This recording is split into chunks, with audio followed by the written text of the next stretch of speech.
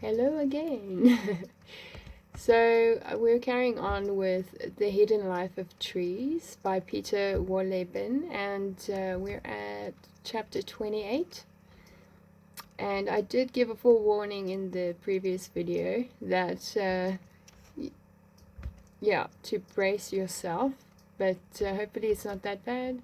The title is Burnout. Okay, I think we should just jump right in. Street kids are denied the cozy atmosphere of the forest, and because they are trapped where they have been planted, they have no choice. There are, however, a few species of tree that couldn't care less about the forest's comforts and social interactions and prefer to strike out on their own. These are the so-called pioneer tree species. That sounds much better. Which like to grow up as far away from their mothers as they can. Accordingly, their seeds are capable of flying long distances. They are very small and padded, or equipped with tiny wings, so that powerful storms can carry them for miles.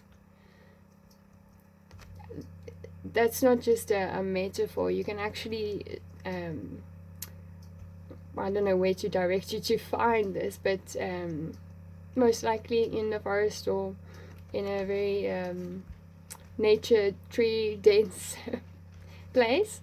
But I've actually held in my hand certain yeah, it's the seed pod is like shaped in a very interesting way. I can't show with my hand, but I wish I had a picture that I could just show it to you now. I mean, I could pause this video, try and draw it, and then show you in like 10 minutes, but I'm not going to do that. And it's quite amazing. You can like throw it up in the air, and it kind of, it spins, and it literally does sort of fly. But it's not like it flaps its wings. It's just the way that the seed pod was designed. It sort of takes to the air and the wind in a way. I know that sounds a bit loopy, but yeah, it's not. I've never tried to describe that to anyone or said that out loud. You know, it was an experience of non verbalization at that point. Anyway, okay. So I'll just repeat that. Accordingly, their seeds are capable of flying long distances. They are very small and padded or equipped with tiny wings so that powerful storms can carry them for miles. Their goal is to land outside the forest where they can colonize new areas. The site of a devastating landslide or a recent volcanic eruption that spewed enormous quantities of ash, areas torched by forest fire, all have potential as long as there aren't any large trees there already. There's a reason for this. Pioneer species hate shade. Shade slows their upward growth, and a tree that grows slowly has already lost. A race for a place in the sun erupts among the Johnny-on-the-spots. These eager beavers include different species of poplar, such as quaking aspen and silver birch and willow. In contrast to small beeches and pines, whose annual growth is measured in fractions of an inch per year, the pioneers sometimes grow more than 3 feet taller in the same period. In just 10 years, they can transform land that once lay fallow into a young forest rustling in the breeze. And most of these quick starters are blooming by then to give their seeds a head start in the search for new realms to conquer and a chance to occupy the last remaining open patches of ground around them. An open space, however, is attractive to herbivores, because it's not only trees that try their luck here, but also grasses and wildflowers, which don't do well in the forest understory. Deer, or in earlier times wild horses, aurochs and bison are drawn to these plants. Grasses are adapted to constant grazing and are relieved that the young trees that threaten their existence are being polished off in the process. Many shrubs that would dearly love to grow taller than the grasses have developed dangerous thorns to protect themselves from the voracious beasts. Blackthorn is so vicious that its pointed protrusions persist. Oh, try that tongue twister. Pointed protrusions persist. Sorry, now I lost my place. On dead plants for years to impale rubber boots and even car tires, to say nothing of the hides and hooves of animals. Wow, that's some kind of strength there. Okay. Pioneer trees seek to defend themselves in other ways as well. They grow quickly, so their trunks get thick fast, and they put on a massive layer of rough outer bark. You can see evidence of this rapid growth on silver birches, where black fissures split their smooth white exteriors. Not only do browsers break their teeth on the rough, tough bark, but they are also revolted by the taste of its oil-saturated fibers. This oil, by the way, is the reason even green birch bark burns so wonderfully well and is great for lighting campfires. Okay. If you're going to try this, pull off only the outermost layer of bark so that you don't harm the tree. Please. Silver birch bark has another surprise in store. The white color is because of the active ingredient, bitumen, is its primary component. White reflects sunlight and protects the trunk from sun scald.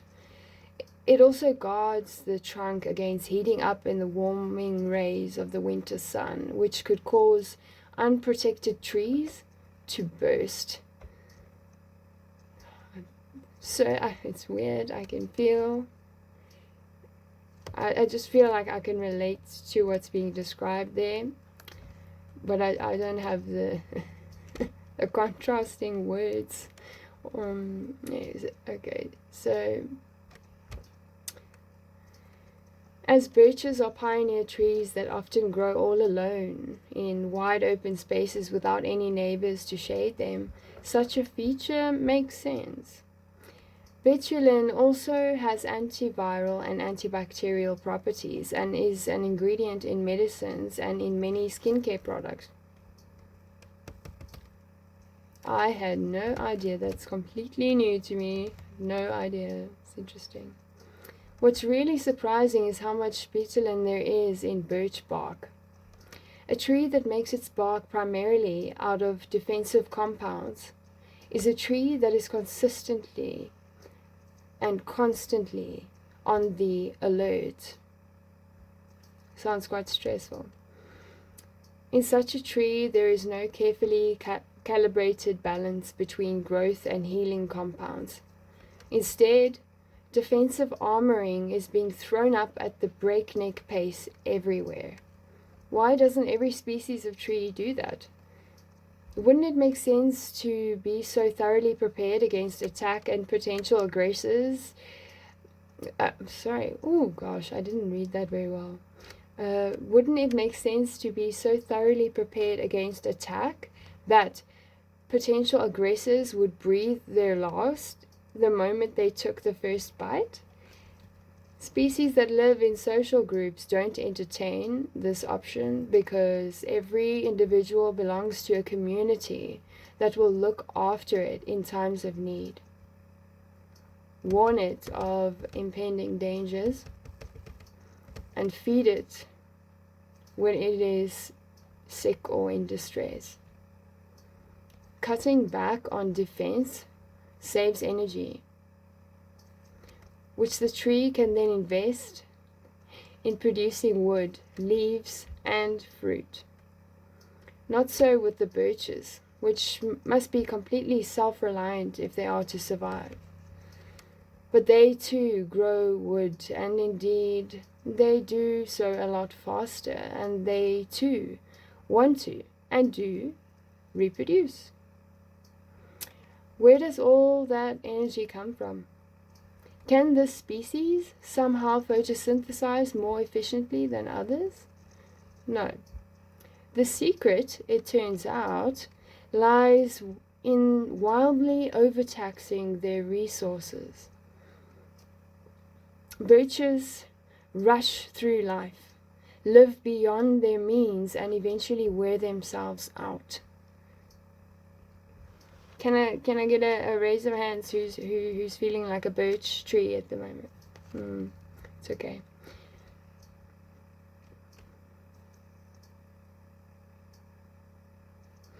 But before we take a look at the results of this behavior, allow me to introduce you to another unsettled spirit, the quaking aspen. Okay, hectic. That's quite a name for a tree. Okay. The quaking aspen takes its time from its leaves, which react to the slightest breath of wind.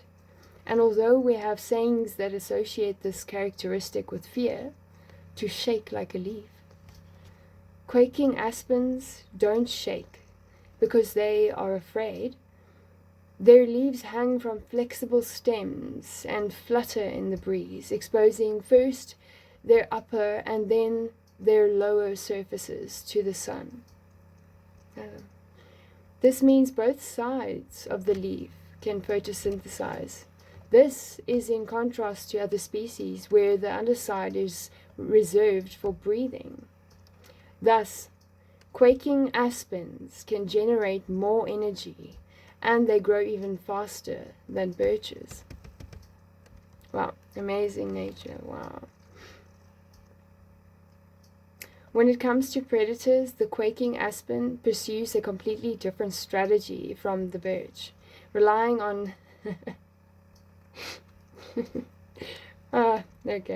relying on stubbornness and size.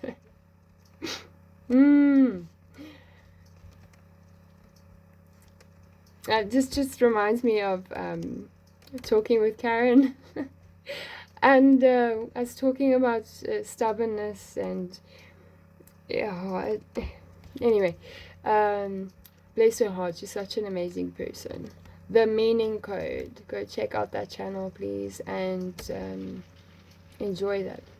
Just, it's really, really such a enriching and enlightening and enjoyable channel with an amazing person hosting it. So yeah, anyway,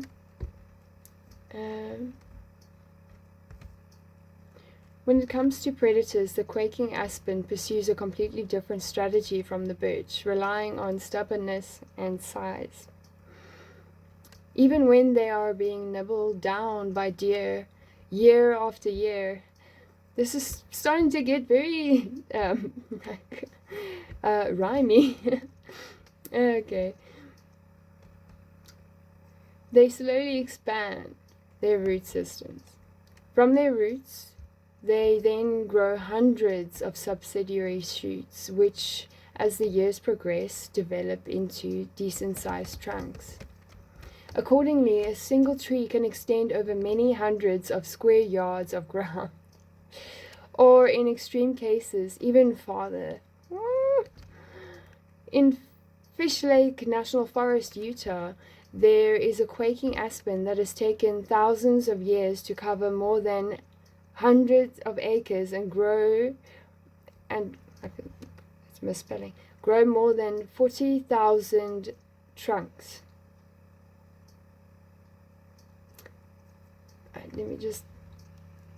In Fish Lake National Forest, Utah, there is a quaking aspen that has taken thousands of years to cover more than 100 acres and grow more than 40,000 trunks. That's not even going into my brain at the moment. I can't. It doesn't want to come in. That's wow. Yo. This organism, which looks like a large forest, has been given the name pando, from the Latin pandere, which means to spread. You can see something similar in forests and fields in Europe, albeit not such a grand scale. Once the brush has become sufficiently impenetrable, then a few of the trunks can grow upward undisturbed and develop into large trees in less than 20 years. It goes without saying that constant struggle and rapid growth exact their toll. Yeah, I can't believe I'm reading this right now.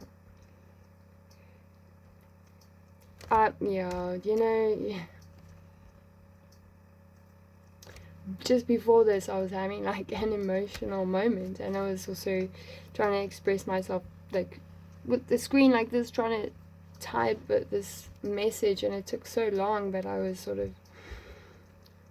tearing and typing and trying to share and trying to sort of reach out to a couple of people and just touch base and whatnot, etc. And it's it's weird because a lot of these words are words that I was using in the quite long, God bless them, quite long message that I typed out. And I think I'm glad that I sort of said to myself, oh, come now, just read another chapter, because in a weird way, this is almost exactly what I needed. Okay, so, and I'm sharing that with you. Okay. It goes without saying that constant struggle and rapid growth exact their toll. After the first 3 decades, exhaustion sets in. The topmost branches, a yardstick for the vitality of pioneer tree species, thin out. That in itself wouldn't be too worrisome, but trouble is brewing under the poplars, birches, and willows, because they let a lot of light shine through their crowns and reach the ground unused. Johnny come latterlies, what does that phrase mean? I'm not sure if it's an American phrase or a German or European phrase. I most certainly don't know what that means. So you can maybe comment and tell me what it means.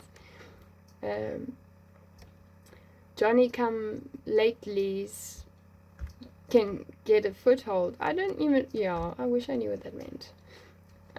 These would be the slower growing maples, beeches, hornbeams, or even silver firs, which prefer to spend their childhoods in the shade anyway. The pioneer species have no choice but to shade them. And when they do, they are signing their own death warrants.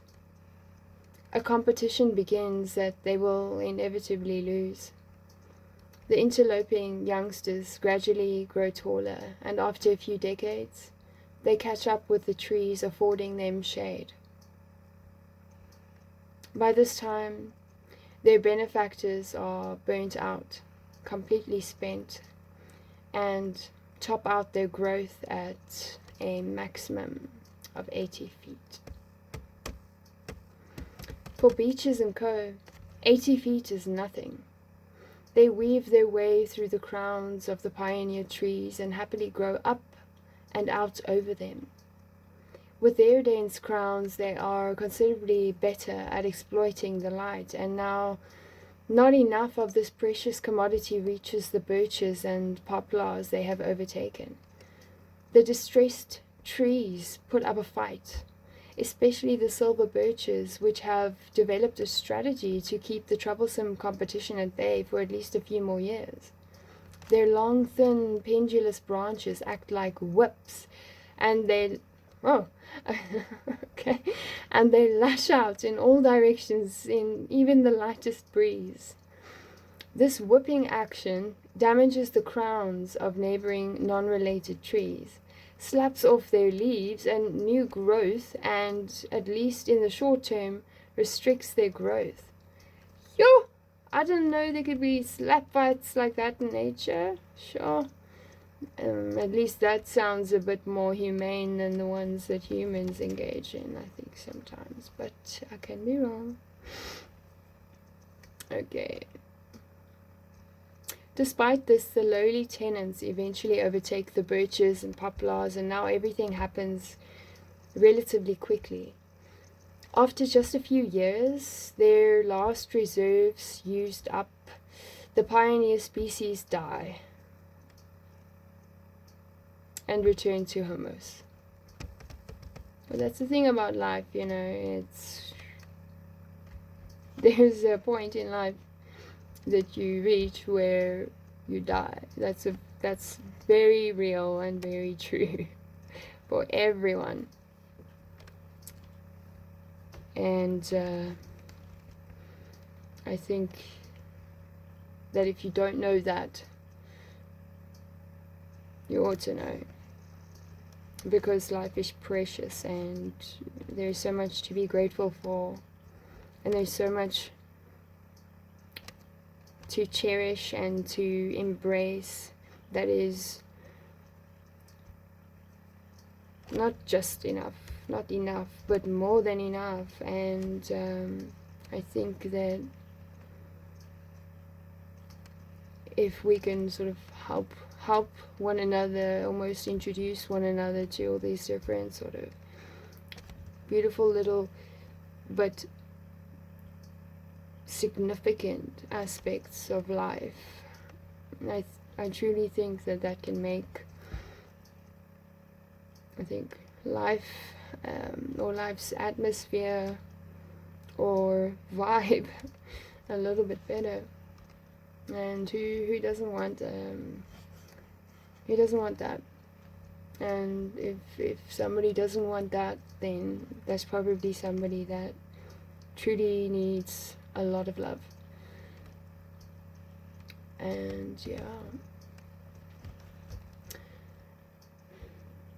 but their lives would be relatively short compared with other forest trees, even without the hard-hitting competition. As their upward growth slows, their defenses against fungi disappear. One broken off branch is enough to provide a port of entry. Because their wood is composed of large cells grown in haste, it contains a lot of air, and so the destructive fungal filaments can spread quickly. The trunk rots big time, and because the pioneer species often stand out in the open alone, it's not long until the next fall storm.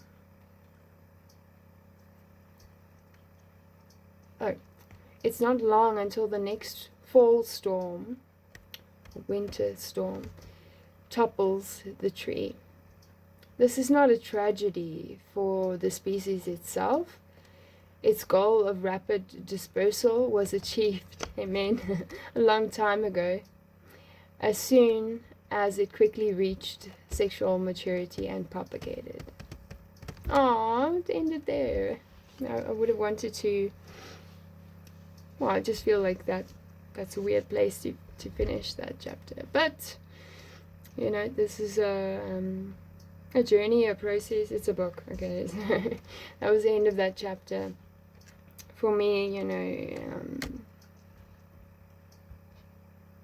I mean, what I got from it is sort of, I think, some sort of taming of a restlessness, and also a sort of somewhat coming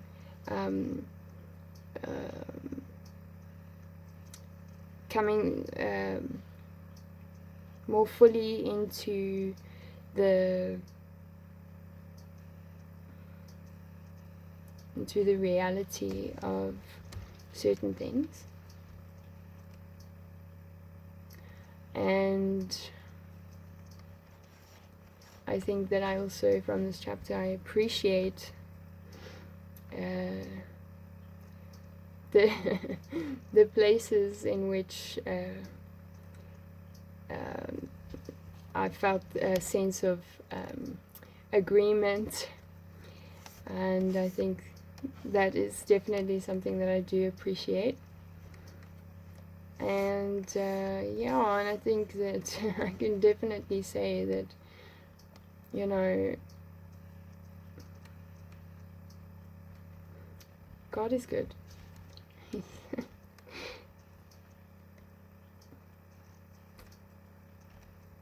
I mean, yeah, His thoughts are above our thoughts, and He's amazing, and He does amazing things. And I think that sometimes we can be a bit blind, and sometimes maybe we're scared, and we're blind, and we're covering our eyes, and we're alone, and we're out in the open, and we're so vulnerable and trying to protect ourselves, and we're being attacked from all kinds of things, and I think that what's really important in that, and I think that just if I can just bring it into a slightly adjusted sort of metaphor, not that it's a metaphor, it's real, but it just sort of overlap it with you know, the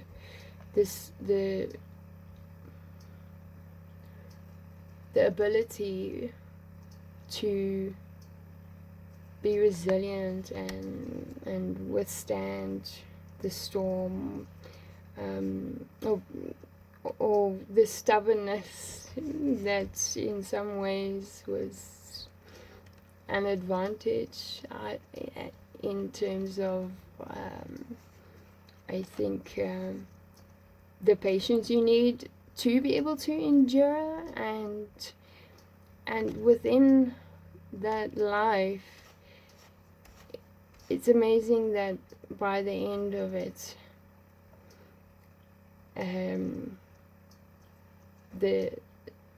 everything was okay, because and it wasn't a tragedy, just like that said, because within the lifespan everything was accomplished.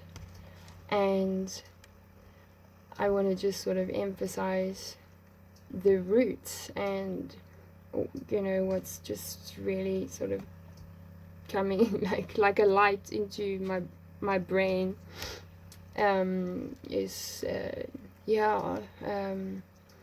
what's it, Ephesians 3 verse 9, I can't remember. I must check. Well, I'm misspeaking now, but just let me check. Yeah, so it's Ephesians 3 verse 17, but you can just read on from there. Ephesians, the whole book of Ephesians is just pretty awesome, and it's actually not a long book to read, surprisingly enough, and at the same time it's really got some beautiful word in it, and yeah, and a lot of people love, well, it's got a couple of verses in it that a lot of people love, and yeah, Ephesians 3 verse 17, yeah, it's if I could just sort of shorten it into a phrase, is rooted and grounded in Christ. So, and you know, and sort of an underlying phrase comes underneath that for me, which is rooted and grounded in love. And And then I suppose as I envision the roots sort of going deeper and deeper, other elements, you know, become a part of that and really build up and surround that scripture. And I suppose going to, wow, okay, sure, I'm getting some interesting pictures in my brain right now. Wow. Sure. Now I feel a little bit inspired to actually create a drawing of some kind. But anyway, I just want to emphasize that if that tree wasn't rooted and if the tree wasn't stubborn, I think that it wouldn't have lasted. And if that tree wasn't designed the way it was, and in a way if that tree wasn't in the place that it was purposed to be planted,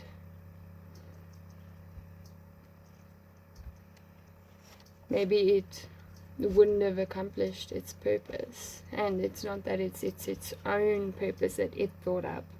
And I know this sounds a bit loopy, but I'm trying to follow the foggy, misty trail of thought. Yeah, and it's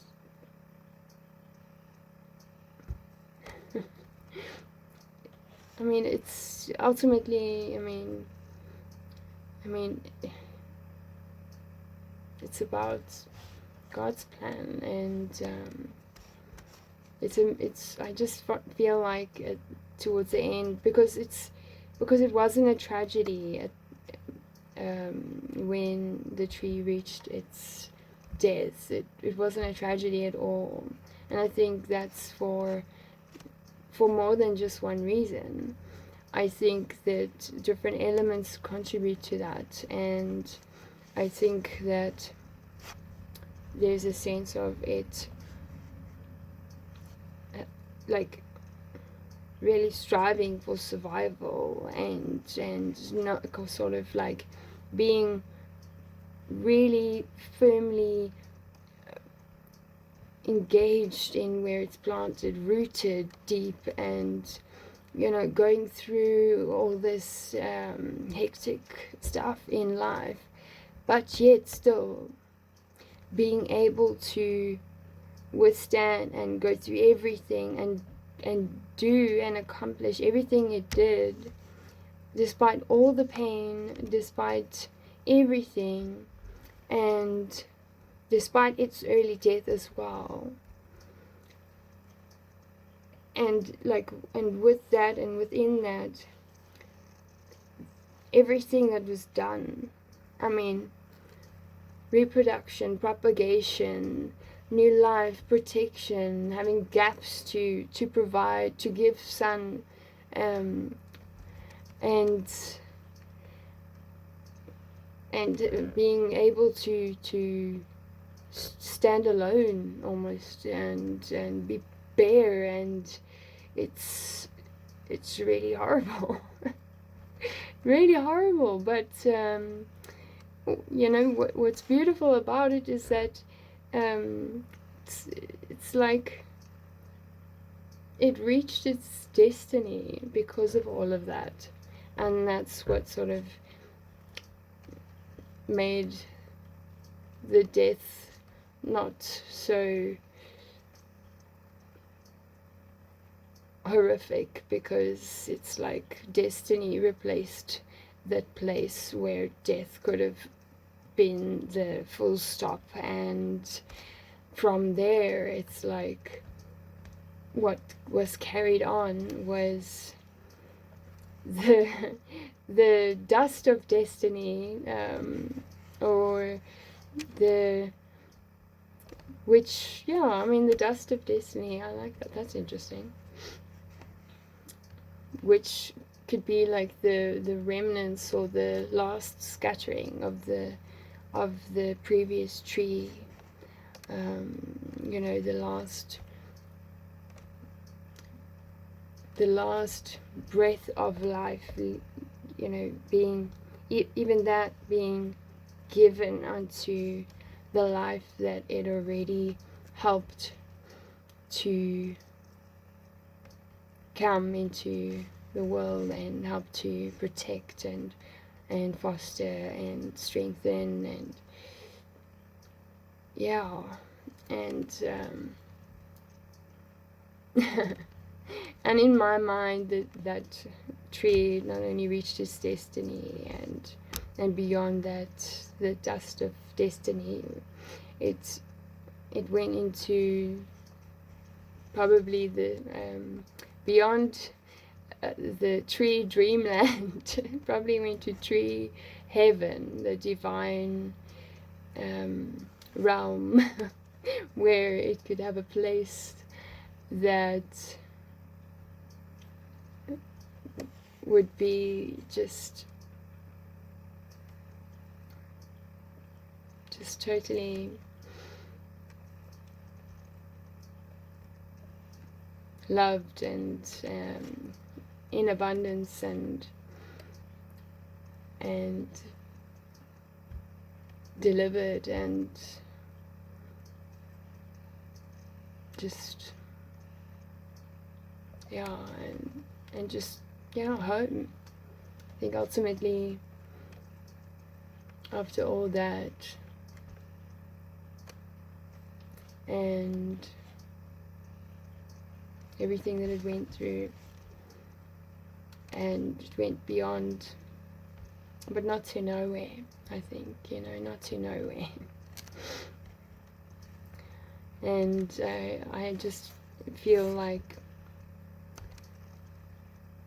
it went home, and it's, because I was saying earlier, you know, Ephesians 3 verse 17 and everything that I'm sort of saying in between the lines as well. And I think, I mean, in life, I mean, you can make a decision at some point where you want to stand and with who you want to stand. Or I'm not going to go too much into that because, you know, I won't articulate it well. But let's just say it's a scenario of taking your stance and being steadfast and standing firm and being steady in that and really sticking it out until the end, this journey with God, and not wavering in your trust in Him, and just despite any fleshly level, you know, pain and suffering and attacks from the enemy and all that stuff, ultimately, you know, if you could just keep your eyes fixed on the Lord and seek the kingdom and keep on pursuing and spending time and working on that and developing that relationship with God in His presence and becoming more close and therefore more secure and therefore I think more able, and more I think, you know, slowly but surely also more malleable to be able to go from stubbornness to total surrender, and from there God can simply sort of sweep that life up and take it home. And so I don't know what I'm trying to say. Well, I mean, I don't know ultimately everything that I'm trying to say, but I mean, I just am sharing stuff that's on my mind, in my heart, on my spirit. It doesn't necessarily seem coherent to me, and so that's probably the same case for you. and I don't think that it's supposed to make sense ultimately, especially not on like this sort of level. I think it's something that's really sort of more into consciousness, or or more into the it's so difficult to flip and remember all the words in which to of which to avoid or whatever. But yeah, I mean it's more I think more personal, deeper. It's in that space where no articulation or speech can really describe. That the place of grace, that secret place where your heart is protected and the sacred parts of you are there, and that's sort of the most holy part of yourself. And I think definitely where the core of the spirit man and is there and is kept alive there, and is attended to, especially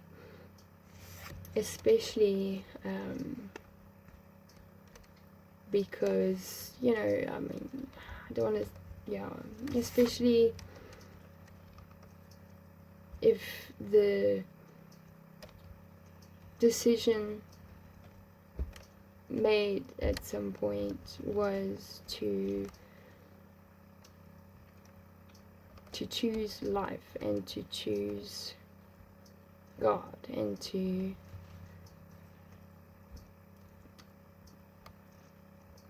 accept Jesus as Lord and Savior, and to go on this beautiful journey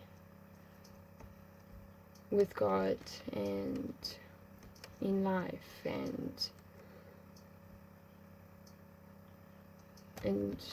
just really sort of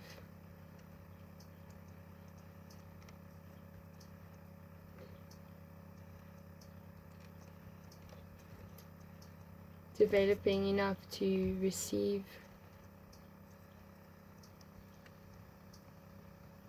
and